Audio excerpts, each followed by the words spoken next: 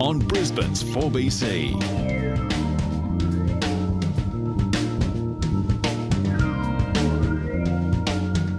It's 16 minutes past 9 on a pretty cold old Wednesday night. My guest in the studio is a remarkable lady. Her name is Betty Stokes.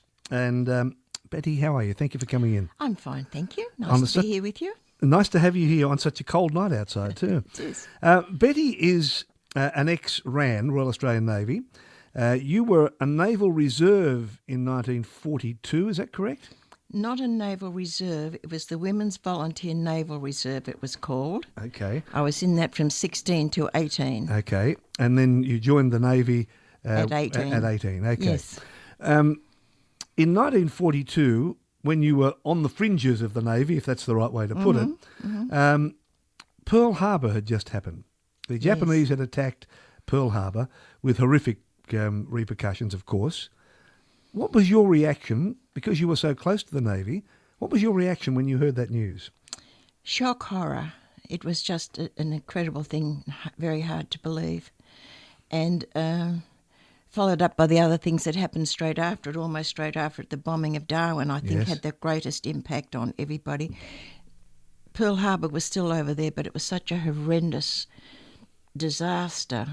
And to all the wonderful ships and the seamen and the, particularly on the Arizona and those other ships that went down, it was hard to realise that that could all happen in one lot of bombing, if you will. Well, even though there were a lot of planes, I think over 300 planes went in on that first attack.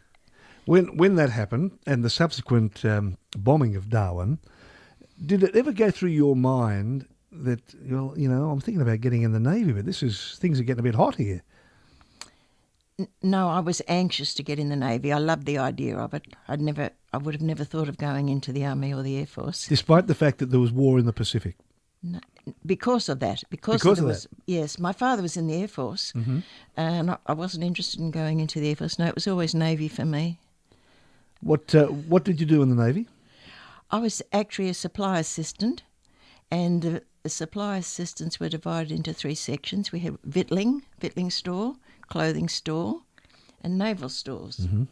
And so you could be assigned to any one of those. And I was originally assigned to the victualling store. And that was interesting because I worked with the chief, and every sailor who came in or out, I was based in Sydney, at a beautiful naval base in Sydney. Every sailor who came in or out had to be victualling, otherwise he wouldn't have been fed. There wouldn't have been enough food in the mess for them. So you might change one meal from 300 to 3,000. So they all had to be checked in and out. So that was interesting insofar as sometimes you'd have a sad side of it. Sometimes you'd have a sailor come in and he'd say, "Oh, you're here. I saw you last week when I was going out," and he's coming in now. And I'd say, "Why, have you been a bad lad that you're back in?" He says, "No, went down." And so his ship would have gone. And that's what a lot of people don't realise, that at those times, I don't know if you want me to go on to these, but we had, of course, these mother subs on the coast, and we lost a lot of shipping. Where were you when the Japanese midget subs came into Sydney Harbour? I was in the Naval Reserve then at home. Okay. I was also in Sydney when the mother subs bombed Rose Bay, trying to get the Rose Bay, the flying boats. Now, that's something, I'm glad you raised that, because I was only talking with Sarah the other day. I was aware that there were many houses along Rose Bay, along that coast in Sydney and the eastern suburbs, that were shelled. Yes. And people were leaving their houses. Well, they really only hit, the shells hit Dover Heights and Bellevue Hill.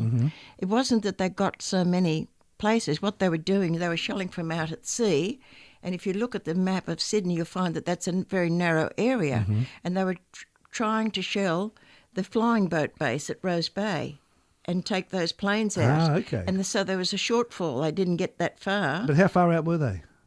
With the submarines? Yeah. Oh, I don't know. They weren't that far. They were up on the coast all the time. Okay. There was either 3 to 5 mother subs up and down the coast all the time. We lost a tremendous amount of shipping here. 26, 36 ships. I'm not sure if it was 26 or 36. And that's why the food was not getting up to New Guinea because we were losing all these ships of crew and material, and that's what brought in the troop trains then. I wonder how many younger Australians, when I say younger, 50s or under, realise how close the war came to Australia. I don't think they do. I don't think they do either. Which is actually why I have a great fondness for the Battle of the Coral Sea, because if I have an opportunity at any time, I will ask somebody, so what do you know about the Battle of the Coral Sea? The water? Or they will say, oh, that's that American thing, and I'll,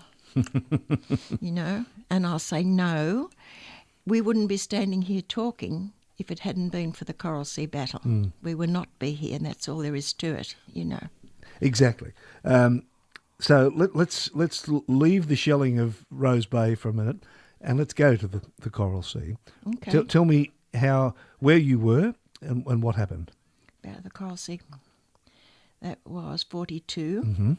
That was 8th of May, 1942. It was about 12 months after Pearl Harbor, wasn't it? Yes. About. Well, not quite. 12 months. Not quite. Yes, yeah. The focus goes around in. Do you know the sort of the circuit that it went? If we look at Japan, they took off and went into Manchuria. Yes. First, then they came down into Burma, and then into Hong Kong, and they took over all those areas. And they came down to the Philippine Islands, and there's over 7,000 islands in the Philippines, and so they I think they were about 6 months before the whole Philippines fell to them, but they started attacking there.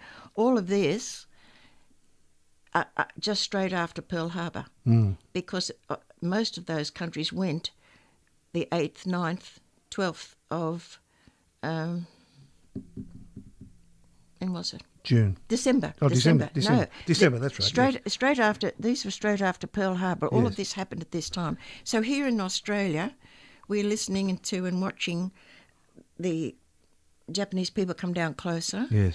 And they went through to Hong Kong, and then they came down to Malaysia, and then Singapore fell. Now that was a tremendous blow to we as Australians, because here we are attached to the United Kingdom, to the British Empire, and Singapore had always been given to us and told to us as being the great place that it was, and nothing would ever happen to us because they had this great British Tradition. Yeah. Of being there, and Yes. and it was well supported with British officers and everything. Yeah. But it went, and it went so quickly. And one of the main reasons it went is all the guns were turned out to sea. Yes. And there we were left. Well, Pearl Harbor in December 41. Was successful for the Japanese simply because of the element of surprise. Nobody expected it. It brought the Americans into the war, of course. But we're only talking 6 months or so later that they made this onslaught further towards Australia. Yes. May, I think it was. May 42? Well, that's the Battle of the Coral Sea. But Yeah. before that, we had Pearl Harbor in December the 7th. 19th of February, we had Darwin bombed. Yes. Now, Not just once. no, 66 raids in 18 months. Now, I don't think there are very many Australians have any idea that think there you're were right. that many raids in Darwin. I think no you're one right. I've ever spoken to, they just look aghast at me. I wonder, I don't know this, I just wonder how much young people at school are taught about this. I don't know if they are or not. They probably learn about the war, but the war, as far as many school kids and young people are concerned, happened on the other side of the world in Europe. Yes. Oh, and there might have been a bit of a skirmish up in the Pacific, but that's as close as they came. But that's absolutely wrong because, as you say, Darwin was bombed 60-odd times. Yes, The midget submarines were in Sydney Harbour. yes. Houses were shelled, May. from around Rose Bay and Dover, Bellevue Hill, etc. So we were very much under attack, very much under attack. You know, I think it has a lot to do with numbers, if I can digress there for a moment. If you realise that when the First World War started, a population of Australia was 3.5 million people. I'm not certain in my mind how many people went overseas, but for the population we had, we made a very strong contribution to the fighting overseas in England. My paternal grandfather actually was killed the first night of battle in France at the Battle of Fromelles. So we made a great contribution. At the beginning of World War II, we had a population of 7 million. Now, what have we got now? 20, 22 million? 20, 21 million, something like that. Well, if I say to you in the beginning of World War II, that's 39 we're talking about.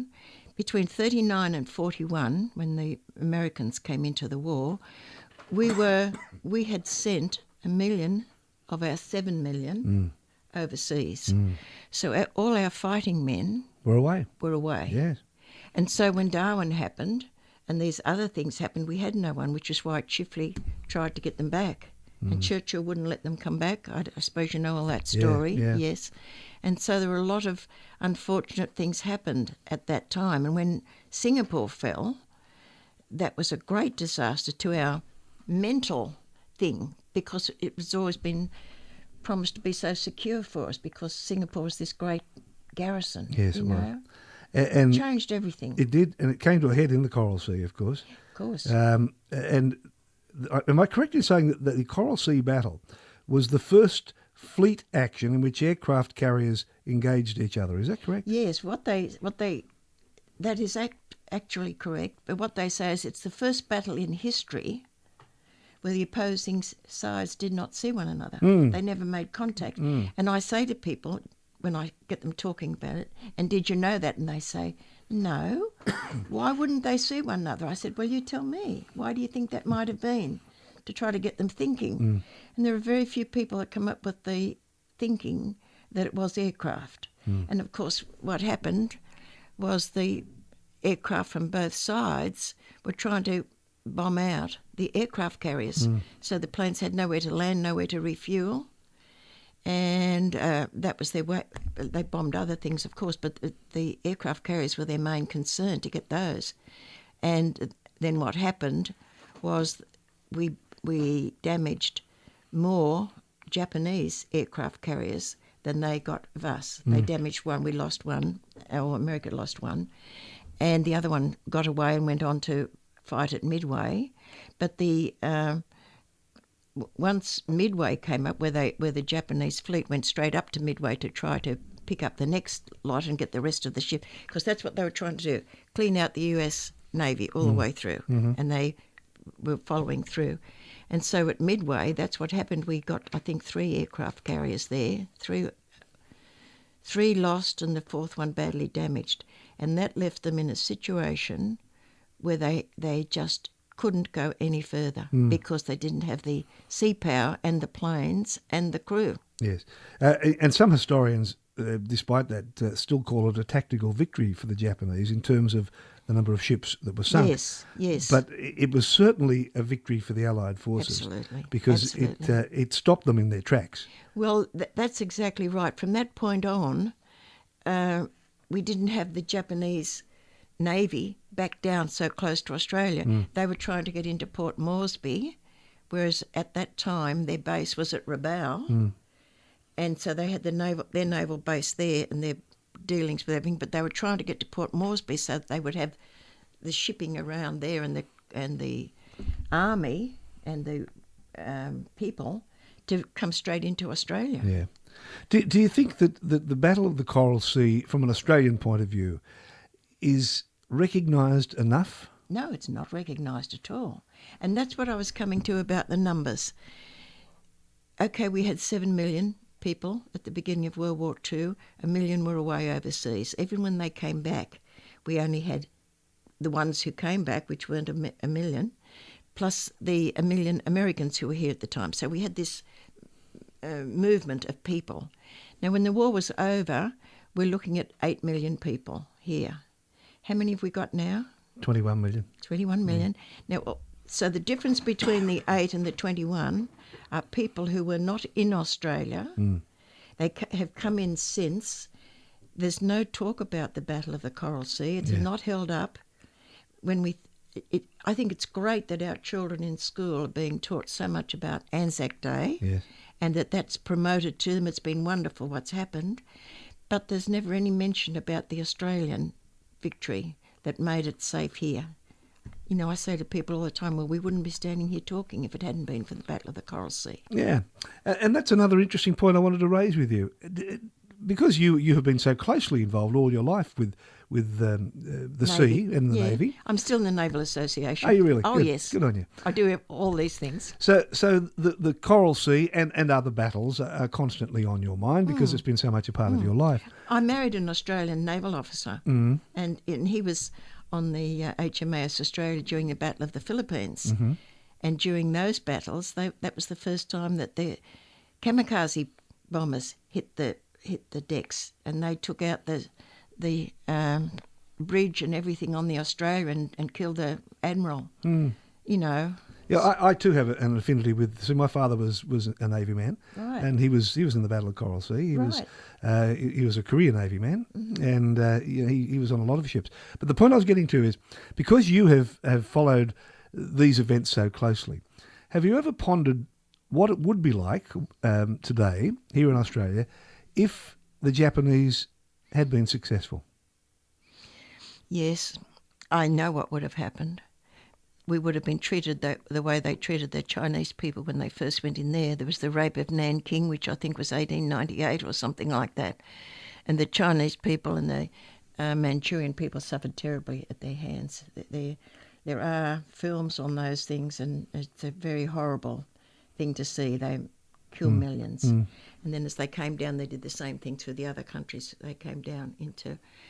I have videos myself of people, some of the islands that they were on in the Pacific, and some absolutely terrible, terrible things that happened. And you wouldn't want to know about them. Yeah. And I understand why so many men never ever talked about their war experiences when they returned. The other interesting thing, and no one can give a definitive answer to this thing I'm about to propose to you anyway, but if the Japanese had been successful and occupied our country, and Germany had been defeated as it was in Europe, I wonder what would have happened. I haven't thought about that, because even though they were both on the opposite side to us, there's the goodies and the baddies. Yes. They weren't allied, were they? The Germans and the Japanese were not allied together. They never worked together or fought together or were involved together in the same war.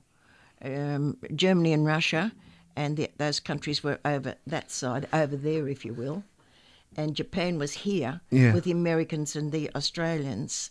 They sort of never got together. I've never actually thought that through, how it would have been. I'm guessing, and that's all it is. You can only guess. But if we had been occupied here, and the Germans were defeated, one would assume that the Americans and the British would have come over here and tried to take back this part of the world. I don't think they would have. You don't think so? No, not really interested in it.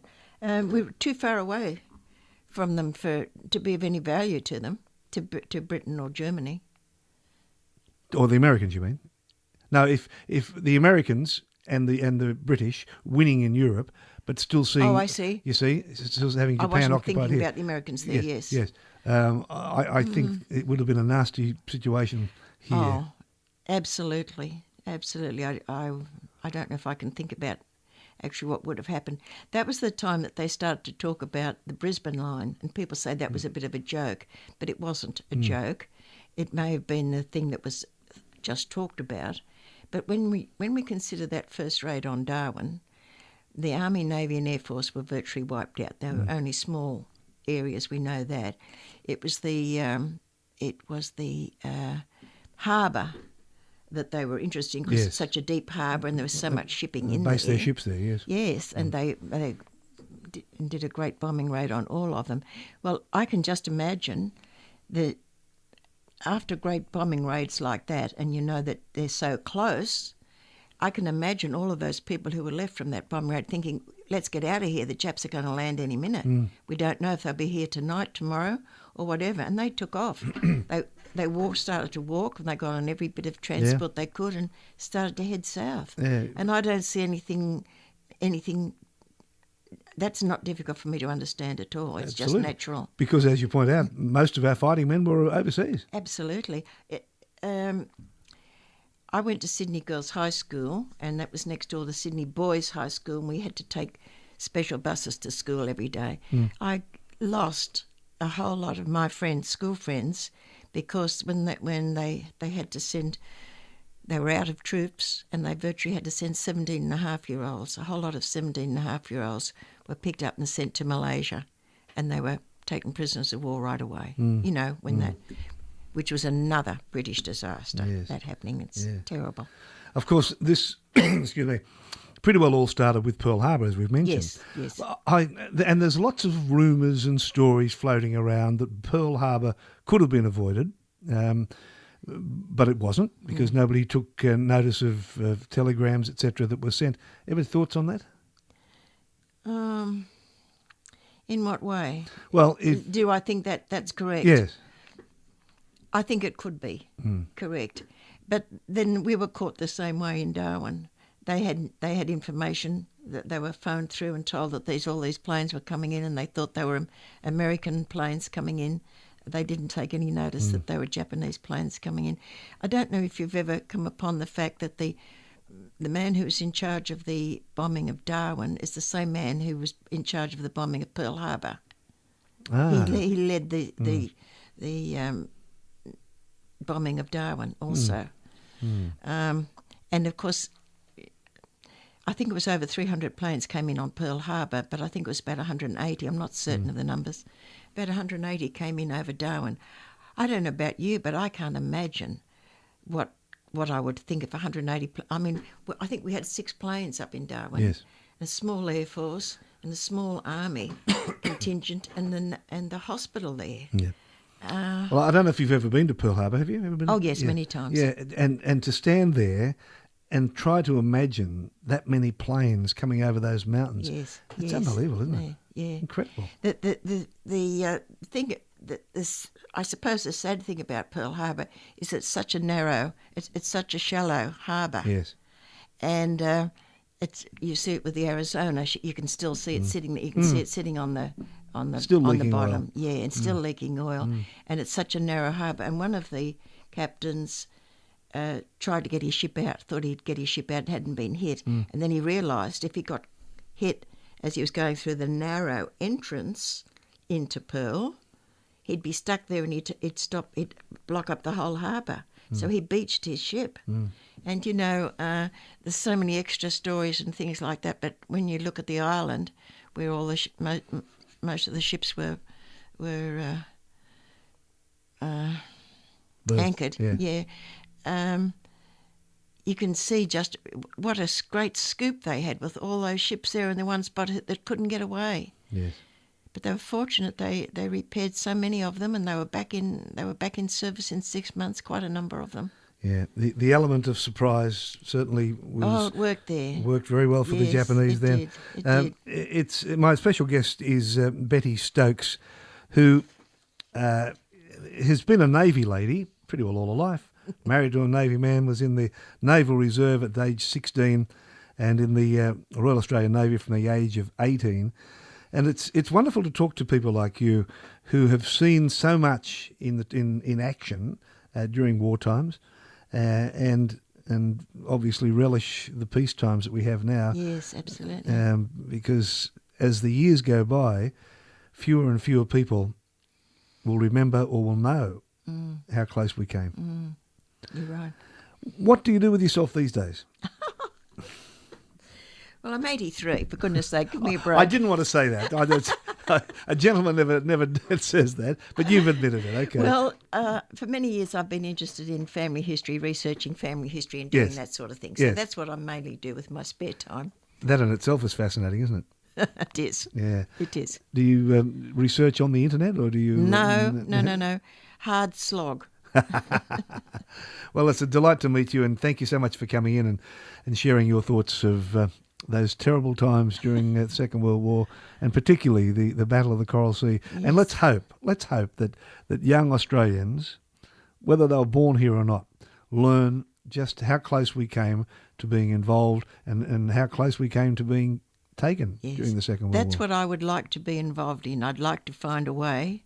I know what should be done, but I'm not in a position to do it. But I know how to get around and get that message out to the young people. Unless we do, there's not many of my team left now. Nearly all the girls that I was in with are gone. And I'm going to a funeral tomorrow of another lovely one. But unless somebody does something soon, it's not going to get out to those people. Well, apart from anything else, it teaches young people what it's like to be an Australian. Yeah. Doesn't it? Yeah.